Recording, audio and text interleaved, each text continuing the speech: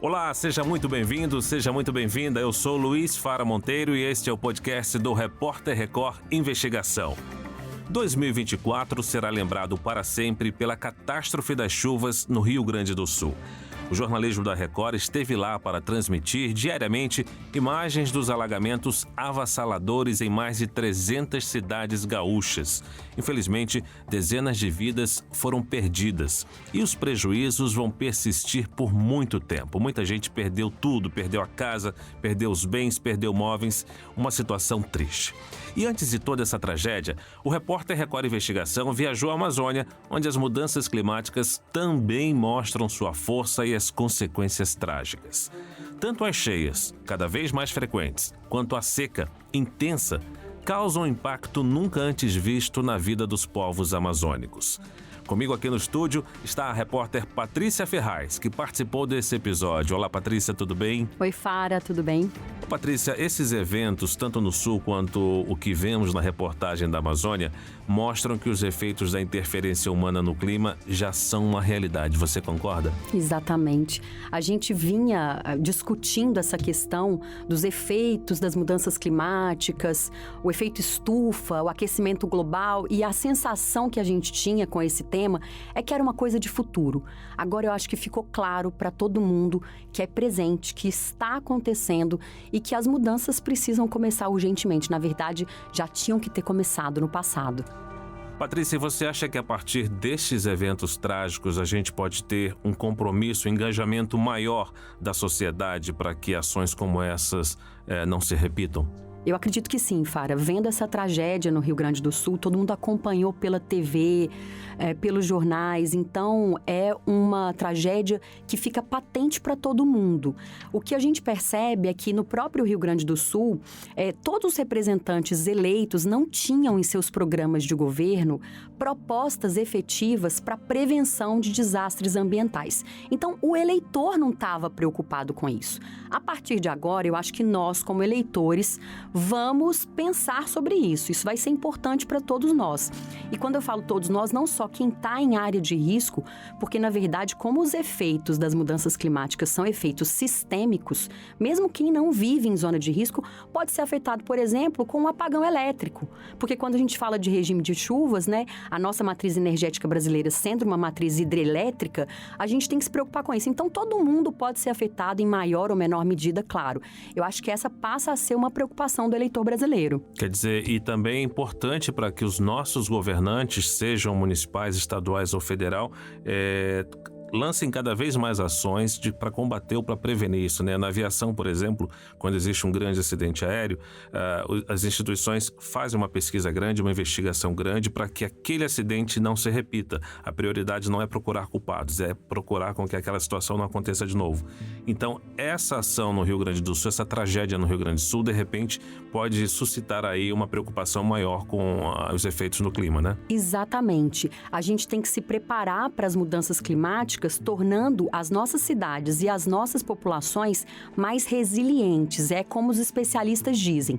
Então, a gente vai estruturar os locais de risco, tirar as pessoas de onde realmente não for possível continuar. A gente vê, por exemplo, que no Rio Grande do Sul, algumas cidades foram tão comprometidas e continuam comprometidas por tantos dias depois, que percebe-se que não é possível voltar para aqueles lugares. E os especialistas chamam isso de aumentar a resiliência dos espaços. Então, quando se trata de subir um muro ou, né, de tapar uma fresta, como a gente viu, por exemplo, no Guaíba, né, porque Porto Alegre tinha um sistema de contenção, mas ele não estava mantido, ele não vinha passando por manutenções periódicas que seriam necessárias para evitar o transbordo. Então, a gente aumenta a resiliência tanto da população ficando atenta para os alertas, porque quando vem alertas e a população desconsidera esses alertas, o risco de morrer é maior, quanto do ambiente também, preparando esse ambiente e até escolhendo outros lugares para a gente viver. Agora, Patrícia, você conversou com vários pesquisadores do Banco Mundial. Como é que essa instituição está inserida nessa questão do clima, nessa questão de catástrofes climáticas? O Banco Mundial tem um levantamento de 2021 muito alarmante. Esse levantamento indica que até 2050, se nada for feito, 216 milhões de pessoas terão que se deslocar internamente em seus países por conta de desastres ambientais. Isso é mais que a população do Brasil, 216 milhões de pessoas. 216 milhões de pessoas. Na América Latina, a projeção é que seriam 17 milhões de pessoas deslocadas. Esses são os migrantes internos, que não vão ter que sair do país, mas vão ter que sair do local onde moram. E os efeitos dessas migrações, eles são múltiplos, porque não afeta só a vida geográfica daquela população, afeta muitas vezes a cultura, o modo de vida, a economia, porque a gente está falando, por exemplo, de um pescador que nasceu e cresceu pescador, né? Vem de uma família tradicionalmente que sobrevive da pesca e de repente ele vai para o centro urbano. Ele não tem outro trabalho para desempenhar além da pesca, então ele depende do rio para viver. E as culturas também que estão em torno ali da sua geografia, né? Do ambiente onde foram criados, né?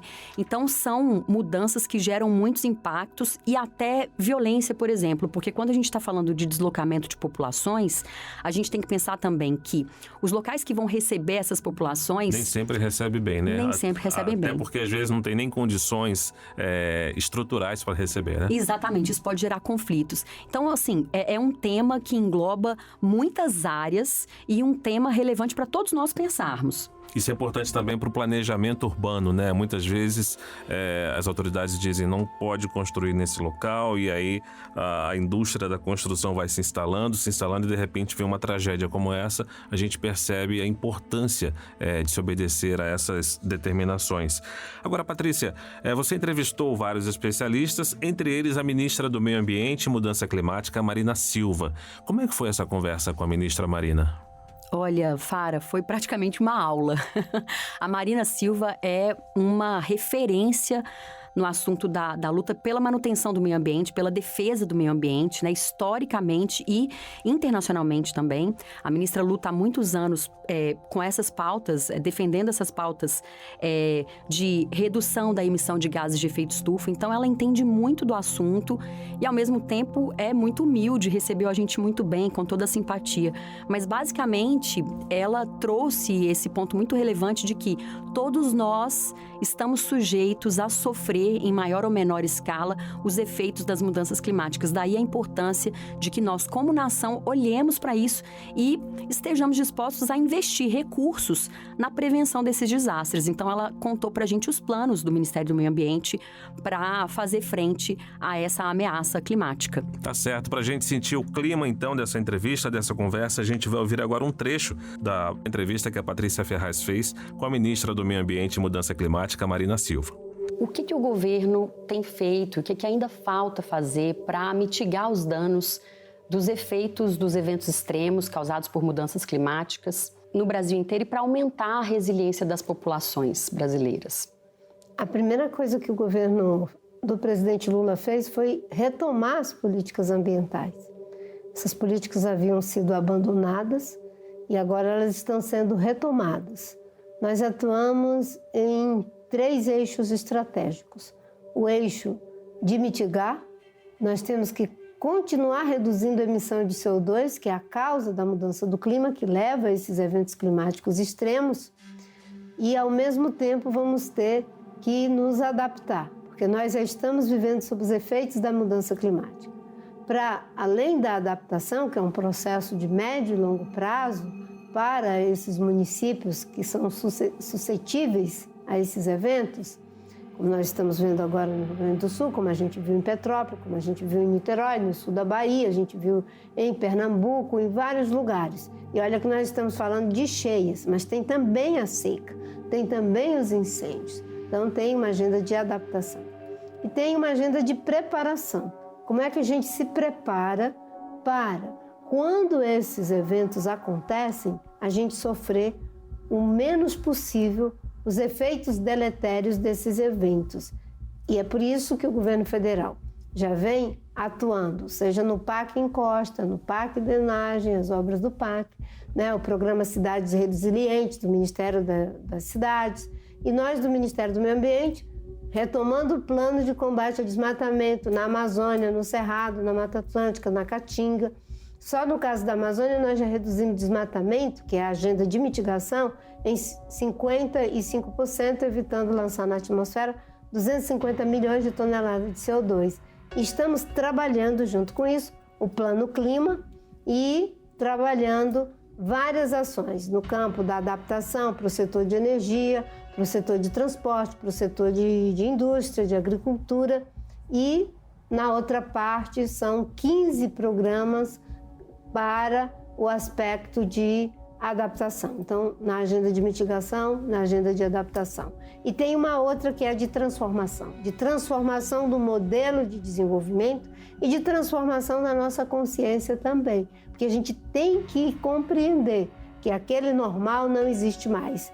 E nós temos que nos preparar para esse novo normal. Agora, se você me pergunta, né, o que deveria ter sido feito, deveria ter começado a ser feito há 40 anos atrás.